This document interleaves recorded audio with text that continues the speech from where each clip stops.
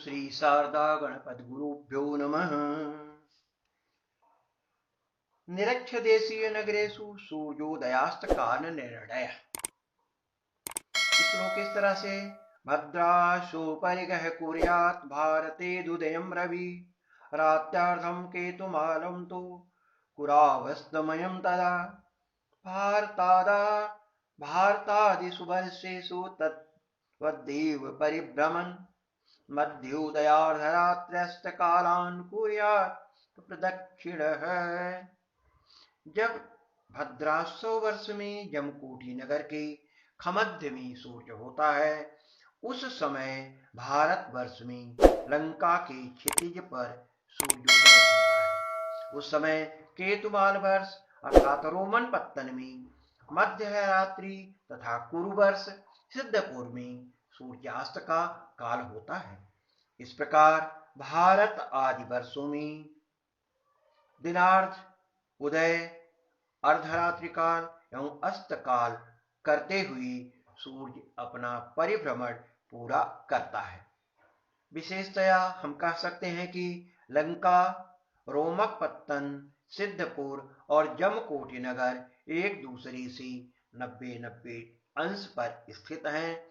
अतः जहां सूर्योदय होगा उससे आगे 90 अंश पर मध्य रात्रि तथा उससे 90 अंश आगे सूर्यास्त अर्थात उससे 90 अंश पर मध्याह्न का काल होगा। सूर्य भ्रमण से इसी प्रकार सभी नगरों में सूर्योदय आदि काल होते हैं, जिसका चरित्र चित्रण आपके सम्मुख और भी अभी किया जाएगा।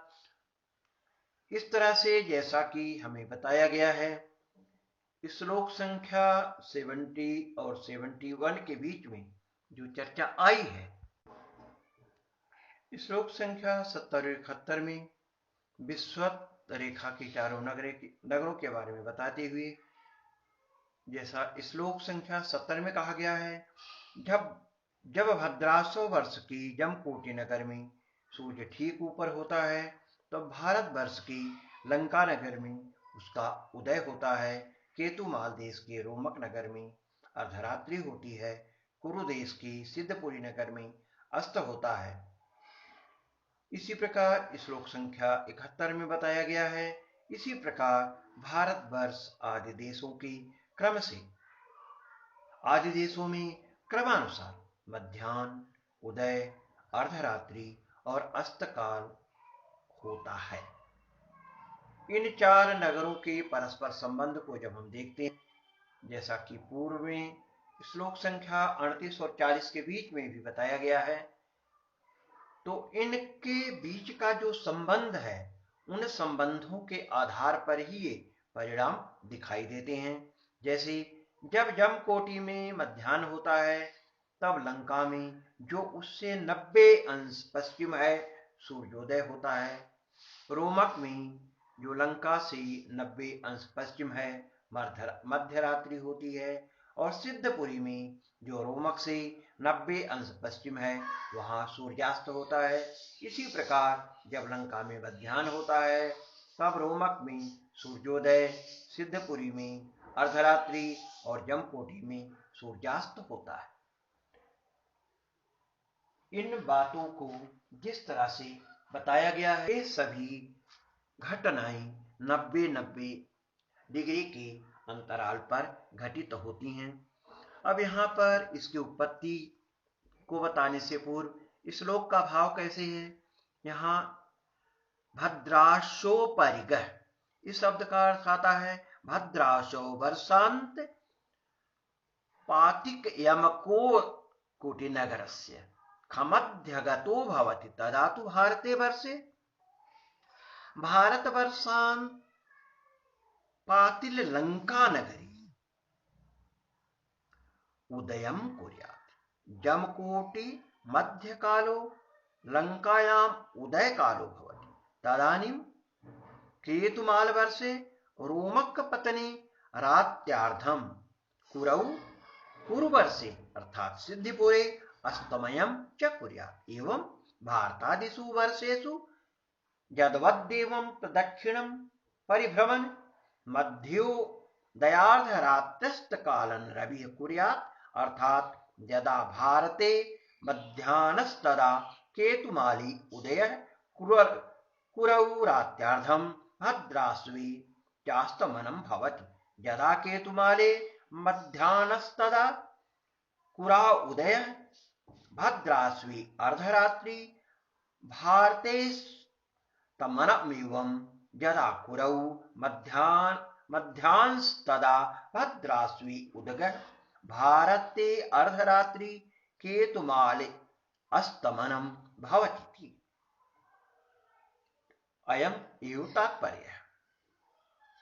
अत्र युक्तिरपि गूढज्ञानं व्यक्तैव यतश्चैतानि चत्वारि वर्षाणि भूवृत्तपाद विवराणि सन्ति तथा होरात्रास्यापि चत्वारि चिह्नानि उदय मध्याह्न अस्तमन मध्यरात्रि संज्ञानि भवन्त्यतो यथाक्रमं चतुर्षु वर्षेषु यथाक्रमं उदयादि स्थितयः सुसूचिता एवत्यलमति विस्तरेण। इसके साथ ही आपका अग्रिम श्लोक है श्लोक संख्या 72। वहां पर ध्रुव नक्षत्र चक्रयोर अंतरम इस विषय की जानकारी दी गई है। ध्रुवो नतिर्भचक्रस्य नतिर्मेरुं प्रयास्यत निरच्छाभिमुखं जातुर विपरीतेन तोन्नते। अब श्लोक संख्या 72 में जैसा कि बताया गया है, यहाँ पर ध्रुवाभिमुख गमन करने से क्रमशः ध्रुव की क्षितिज से उन्नति बढ़ती जाती है तथा नक्षत्र चक्र खमध्य से नीचे की ओर क्रमशः जाता रहता है, अर्थात नक्षत्र चक्र नत हो जाता है। इसी प्रकार निरक्ष देश विश्वतीय प्रदेशों की ओर बढ़ने से क्रमशः नक्षत्र चक्र की उन्नति बढ़ती जाती है तथा ध्रुव तारा की उन्नति घटती जाती है, अर्थात नतांश बढ़ता है। जैसा कि पूर्व श्लोक में बताया गया है, ध्रुव स्थान से 90 अंश पर नाड़ी वृत्त है, अतः ध्रुव प्रदेश में स्थित होने पर ध्रुव तारा खमध्य से तथा नक्षत्र चक्र क्षितिज पर होता है, अर्थात ध्रुव तारा का उन्नतांश ध्रुव प्रदेश में 90 अंश तथा नक्षत्र चक्र का उन्नतांश 0 डिग्री होता है। जैसे जैसे हम निरक्ष विश्वतीय प्रदेशों की ओर बढ़ेंगे, ध्रुव तारा नीचे की ओर क्षितिजाभिमुख झुकता जाएगा तथा नक्षत्र चक्र ऊपर की ओर खमध्याभिमुख उठता जाएगा। विश्वतीय प्रदेशों में स्थित होने पर नक्षत्र चक्र खमध्य में और ध्रुव तारा क्षितिज पर दिखाई पड़ेगा। ऐसी स्थिति में ध्रुव का उन्नतांश 0 तथा नक्षत्र चक्र का उन्नतांश 90 डिग्री होता है। अब इस बात को बताते हुए शास्त्रकार ने जैसा यहाँ पर कहा है, मेरु प्रयास्यत मेरु पर्वताभिमुखं गच्छतो जनस्य ध्रुवोन्नति ध्रुवर्क्षस्योन्नत्वं क्षितिजात् उन्नतः भागाः भचक्रस्य नक्षत्रचक्रस्य च नतिः खवध्यानत्वं समुत्पद्यते।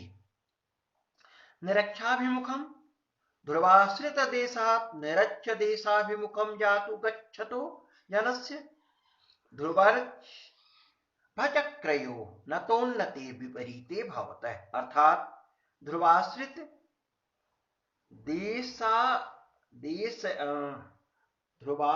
देशा यथा यथा नरो निरक्षाभिमुखं गच्छति तथा तथा ध्रुवर्क्षेन्नतं भचक्रस्य क्षितिजा उन्नतं पश्यति।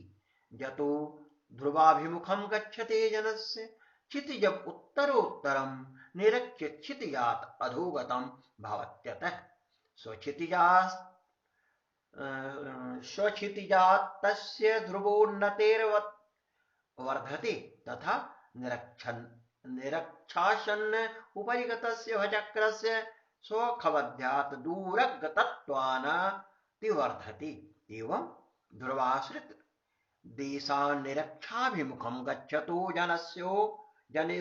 जनस्योत्तरोत्तरं दूरगतत्वात् स्वखमध्यात् ध्रुवस्य नतांसा वर्धन्ति तथा खमध्यान् सन्नगतस्य भचक्रस्य क्षितिजात् दूरगतत्वात् भचक्रोन्नतिरपि वर्धति। एवमेव उदगदिशं याति यथा यथा नरस्तथा यथा खान्नतमृत्तक्षमण्डलम् खान्नत ऋक्षमण्डलम् इत्यादि। इस तरह से आपको यहाँ पर श्लोक संख्या 70 और 71 की चर्चा के साथ, जैसा कि आपको बताया गया है, यहाँ का विषय इस तरह से विस्तृत है कि इसको जान करके हम अपनी भूमंडल में स्थित सभी प्रदेशों के में और उनमें किस तरह से सूर्य आज की स्थिति का दिखाई देती है, इसकी जानकारी हम इसके माध्यम से प्राप्त करते हैं। यहाँ पर श्लोक संख्या 70 और 71 तथा 72 में जिस तरह की विस्तृत चर्चा आप लोगों को बताई गई है, उस बारे में थोड़ी सी चर्चा अभी और करेंगे। आपने जिस तरह से इस विषय को समझा है, उसके आधार पर बताते हुए ध्रुव तारा और नक्षत्र चक्र का आपस का संबंध श्लोक संख्या 72 में दर्शाया गया है। ध्रुवों की ओर चलने से ध्रुव तारा का उन्नतांश और नक्षत्र चक्र का नतांश बढ़ता जाता है, परंतु विषुवत रेखा की ओर चलने से इसका उल्टा होता है, अर्थात ध्रुव तारा का नतांश तथा नक्षत्र चक्र का उन्नतांश बढ़ता है। नक्षत्र चक्र विषुवत मंडल के पास है, इसलिए विषुवत रेखा पर नक्षत्र चक्र ठीक ऊपर दिखाई पड़ता है और ध्रुव तारे क्षितिज पर दिखाई पड़ते हैं। यहाँ से ध्रुवों की ओर चलने में ध्रुवों का उन्नतांश बढ़ता है और विषुवत मंडल का उन्नतांश उतना ही घटता जाता है अथवा नतांश बढ़ता जाता है। ध्रुवों पर ध्रुव तारे का उन्नतांश 90 और विषुवत मंडल का उन्नतांश 0 और नतांश 90 होता है, क्योंकि ध्रुवों पर से विषुवत मंडल क्षितिज में होता है और इसके विपरीत विषुवत रेखा पर चलने से ध्रुव तारे का नतांश बढ़ता है और नक्षत्र चक्र का उन्नतांश बढ़ता है। अब अगले एपिसोड में नक्षत्र चक्र की गति के कारण के विषय में आपको बताया जाएगा। नक्षत्र चक्र की गति का क्या कारण है, इसकी चर्चा श्लोक संख्या 73 में की जाएगी। तब तक के लिए शुभम भूयात्। धन्यवाद। पुनः मिलामः।